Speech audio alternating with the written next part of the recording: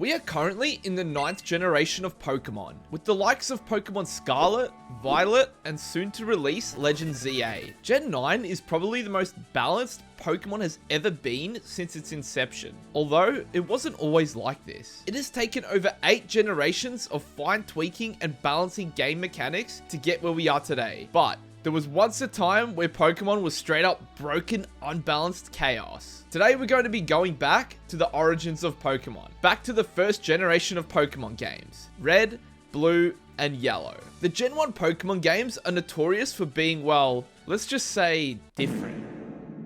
Yeah, it has some of the worst looking Pokemon sprites of all time, but there's a charm to it. I mean, look at Machoke. Yeah, he might look a little stupid, but he's just trying to show us his muscles. Looking big, bro. Keep up the good work. The Gen 1 games are also known for having the most broken game mechanics out of any generation of Pokemon, which happens to be the topic of today's video, where we are going to dive into the mess that is Gen 1 Pokemon game mechanics. Some of these mechanics you may have heard about already, some of these you might be learning about for the very first time. Without further ado, let's get into the broken game mechanics of Gen 1 Pokemon. Now, the first thing we're going to talk about is stats. Specifically, the special stat. Before we got the special attack and special defense stats that we have today, Gen 1 had only one stat, under the name Special. This stat combined both special attack and defense into one stat. So that means that Pokemon like Alakazam are not only strong offensively, but are also able to tank hits like a champ. But hit it with a strong physical move and it's pretty much cooked. This also means that when using moves like Amnesia and Growth, which increase your special stat, it will not only make your Pokemon's damage output higher, but it will also improve its defenses.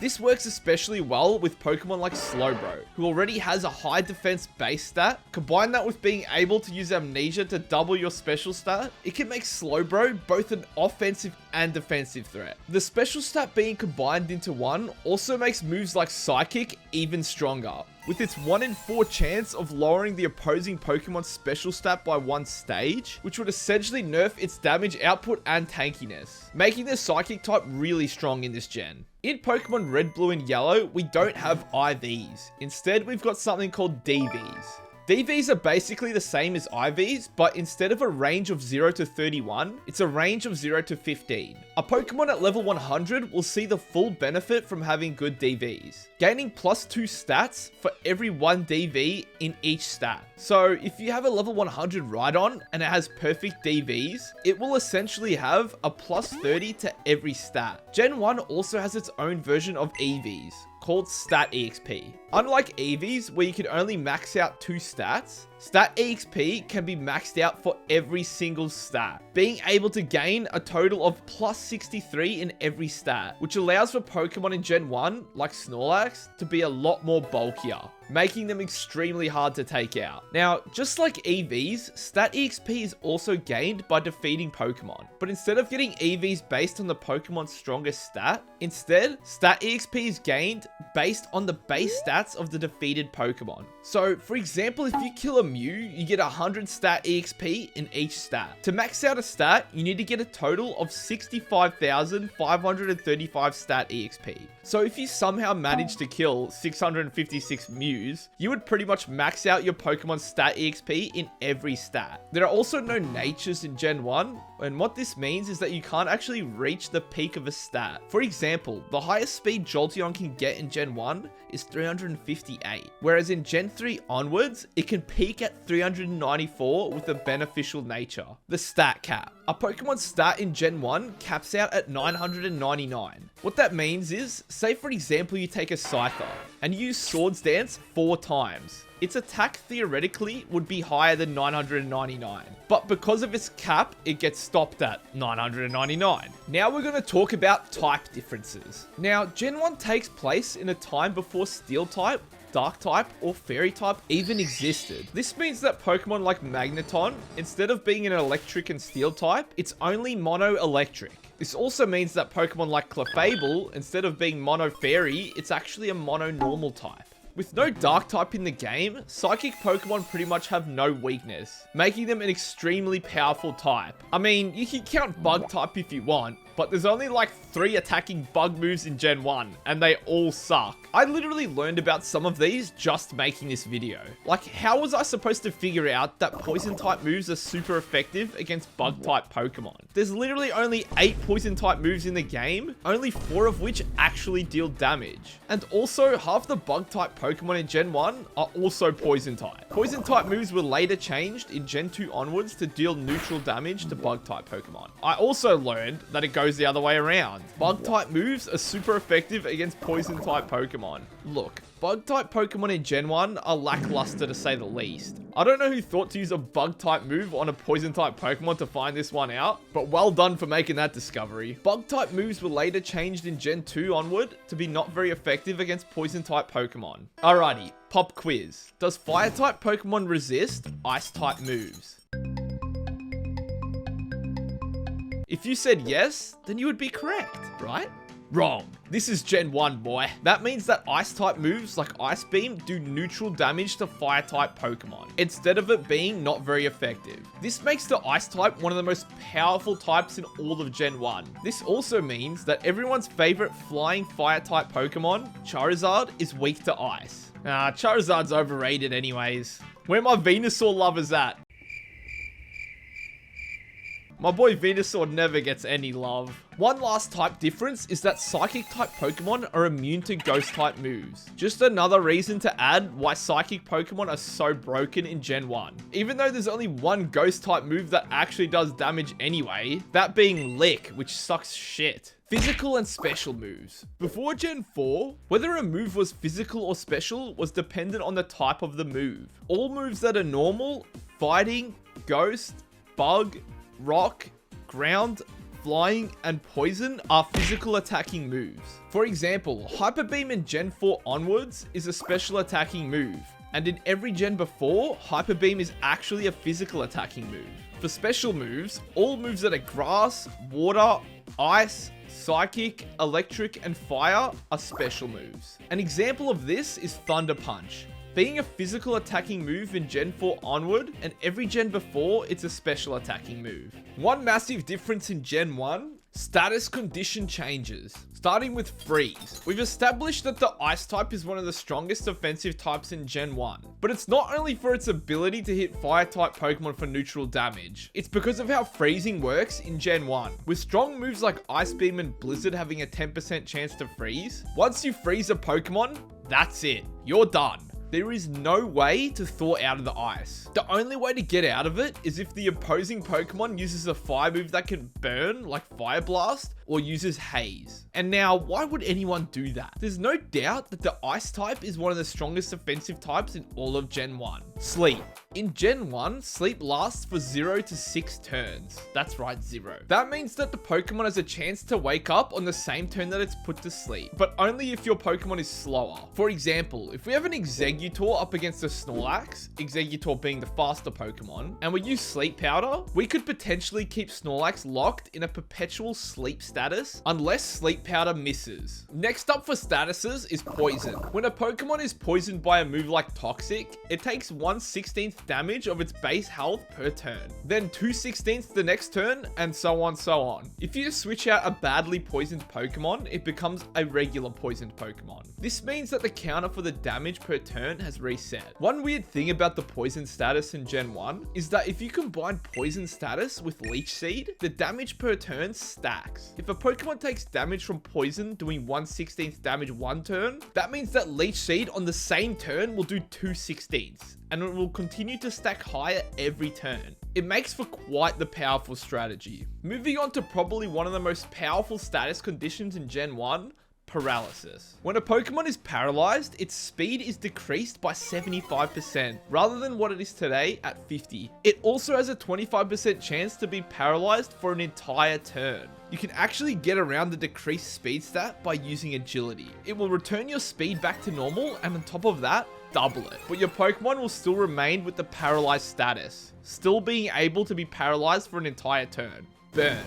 Well, burn does 1/16 damage per turn, as well as halving the burned Pokemon's attack stat. And just like with paralysis, you can actually get around this as well by using Swords Dance. Swords Dance will cancel it out and double your attack. Critical hits. Now, critical hits are so in-depth, it has its own section. Now, the way crits work in Gen 1 is very different to what we have today. Instead of the crit rate being the same for every Pokemon at 4.17%, every Pokemon in Gen 1 has a different critical hit rate. The critical hit rate is determined by the Pokemon's base speed. Now, the formula for calculating this is the Pokemon's base speed times 100 divided by 512. So if we take this formula and apply it to a really slow Pokemon like Slowbro with a base speed of 30, we find that its crit rate is 5.85% chance. Now, if we take a really fast Pokemon like Jolteon with a base speed of 130 and we run this calculation again, we get a 25.39% chance of landing a crit. That's like a 1 in 4 chance. This makes Pokemon with high speed a real threat offensively. But what happens when you use moves that have a high crit rate, like Slash,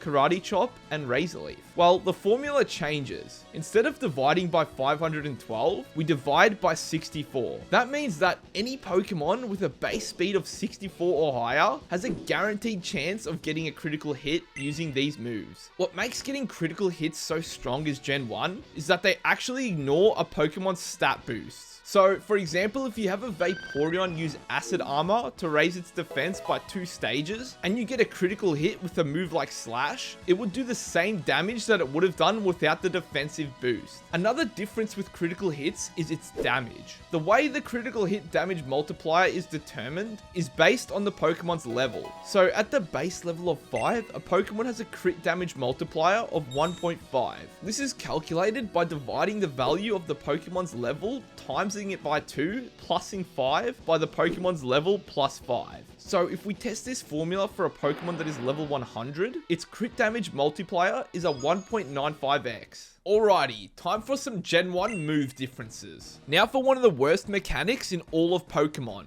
trapping moves. This includes Wrap, Bind, Clamp, and Fire Spin. When you get hit by one of these moves in Gen 1, it leaves your Pokemon unable to move for 2 to 5 turns. This is probably the most annoying mechanic in Pokemon of all time, especially if the opposing Pokemon is faster. They can just keep spamming the move, trapping your Pokemon infinitely until it faints. Oh, unless it misses, of course. And if you try to switch out your Pokemon, the trapping sequence just restarts at the cost of 1 extra PP. I'm so glad they got rid of that shitty mechanic in Gen 2. Pop quiz. How much accuracy does Earthquake have? If you said 100%, you would be right. Unless this was a video about any other generation of Pokemon. But this is Gen 1, so of course it isn't. Have you ever just been chilling, playing some Pokemon Yellow, and somehow you just miss a move that has 100% accuracy, even though your accuracy hasn't even been lowered? Well, what if I told you that in Red, Blue, and Yellow, every single 100% accuracy move has a 1 in 256 chance of missing? This meaning that these 100% accuracy moves have a 0.4% chance of missing, making their accuracy technically 99.6%. The only move that this doesn't apply to is Swift, because Swift never misses. I'm pretty sure it just skips the accuracy check altogether. Now, have you ever had your Pokemon on low HP, then try to use a move like Recover or Rest to heal up, and somehow it fails? Now, you probably haven't had this one happen to you. If your Pokemon is exactly 255 or 511 HP below its max, the move will fail. And no, I am not joking. This is a real thing. Now we're going to talk about moves that have a secondary effect. This includes moves such as Body Slam, Thunderbolt, Ice Beam, and Fire Blast. What's different about these moves in Gen 1 is that Pokemon of the same type as the move cannot actually be affected by these secondary effects. For example, if you use Body Slam on a normal type Pokemon, it can't be paralyzed. And the same goes for using Fire Blast on a fire type Pokemon. It is impossible to be burnt.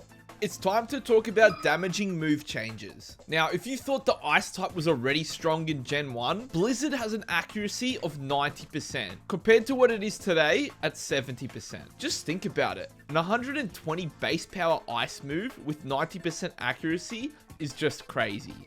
Thunder. Thunder is slightly nerfed, only having a 10% chance to paralyze, as opposed to the 30% chance that it has from Gen 2 onward. Fire Blast is buffed in these games, having a 30% chance to burn the target compared to the 10% it has in later generations. It makes for quite the threat to physical attackers. Hyper Beam doesn't actually require a turn to charge if the target faints, you break a substitute, or it misses. This makes Hyper Beam extremely strong in Gen 1. Having an 150 base power move with pretty much no drawback is actually just broken. Now, what about explosions? Explosion's base power is down from 250 to 170, and self-destruct is down from 200 to 130. Its base power is technically double though, because when you use these moves, it halves your opponent's defense in damage calculation, which was a mechanic that lasted up until Gen 5. Thank f they got rid of that one. Gen 1 is really weird, honestly. It has some moves that straight up ignore immunities. These moves include Seismic Toss, Nightshade, and Super Fang. Even though Seismic Toss is a fighting move, it's still able to hit ghost Pokemon. With Nightshade is a ghost move that can still hit normal and psychic type Pokemon. And the weirdest one of the bunch that I only figured out the other day when I was mucking around on Pokemon Stadium, Super Fang, a normal move, can hit a ghost type. Yeah, I was shocked when this Raticate hit my Haunter with Super Fang. I've been playing the Gen 1 games for years and I still didn't know this one. Multi-hit moves. Multi-hit moves like Twin Needle, Double Kick, and Pin Missile function a little different to current day. Instead of each hit doing individual damage capable of getting their own critical hits, every hit after the initial hit is determined by the initial hit's damage. I know, sounds confusing. To put it simply, so if you get a critical hit with the first hit, every hit after will be a crit. Dig and Fly. If you use Fly or Dig and you happen to be underground or in the air and you get fully paralyzed that turn, your Pokemon pretty much becomes invincible, only being able to be hit by Swift and Bide. Now these ones annoy me. Earthquake doesn't hit Pokemon using Dig. Like, I hate that. Also, Thunder doesn't hit Pokemon using Fly. Now I feel like an idiot for this one, but Tri-Attack doesn't have the additional effect to burn, freeze, or paralyze. The amount of time I was using this, trying to get one of the secondary effects, and nothing happened. I feel so stupid now. Rock Slide has no chance of flinching. Straight up nerf. Acid, Aurora Beam, Bubble, and Bubble Beam have a 33% chance to apply its secondary effect, instead of the 10% that it is from Gen 2 onward. Now we're going to get into non-damaging move changes. Rest. Rest will cure you of status conditions like paralysis and burn, but it actually doesn't remove the secondary effects, such as your attack getting halved from being burned. So if you use Rest, it'll heal your burn, but your attack stat will still remain halved. Substitute. Substitute still uses 25% of the user's HP, but if your Pokemon has exactly 25%, it will proceed to KO itself. Substitute is pretty limited in terms of what it can block compared to current day, only being able to prevent flinching and block poison status inflicting moves. This means that it could still be hit by moves like Stun Spore and Sleep Powder. So what's the point? Also, for some reason, if a Pokemon uses Explosion against a substitute and breaks it, the exploding Pokemon won't faint. Like, what? Reflect and Light Screen. Instead of lasting 5 turns and enhancing the defenses for the entire team, it only applies these buffs to the user, although lasting permanently until it switches out or faints. Also, critical hits completely ignore the effects of Reflect and Light Screen. Funnily enough, Focus Energy doesn't actually function like it was intended. What Focus Energy is supposed to do is to increase your chance of getting a critical hit,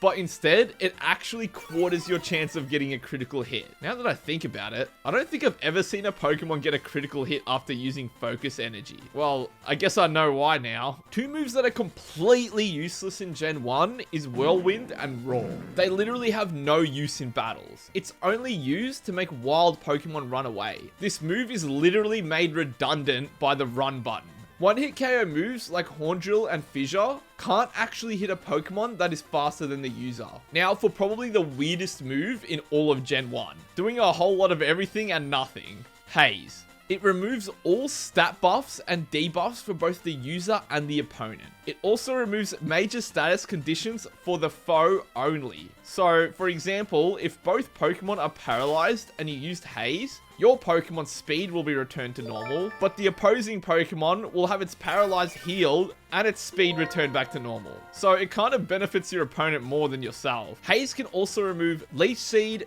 Confusion, Reflect, Light Screen, Mist, disabled moves, and reset a bad poison to a normal poison. That's pretty much all the broken mechanics in Gen 1. I know there's probably a couple obscure ones that I didn't go over, but these are the main ones. Now, although Gen 1 is a broken, buggy mess, you can't deny that these old games have a certain charm to them, still bringing people back to this day. Look, I've got a soft spot for these games because I grew up playing these when I was a kid, so it's always got a place in my heart. That's been the broken mechanics of Gen 1 Pokemon.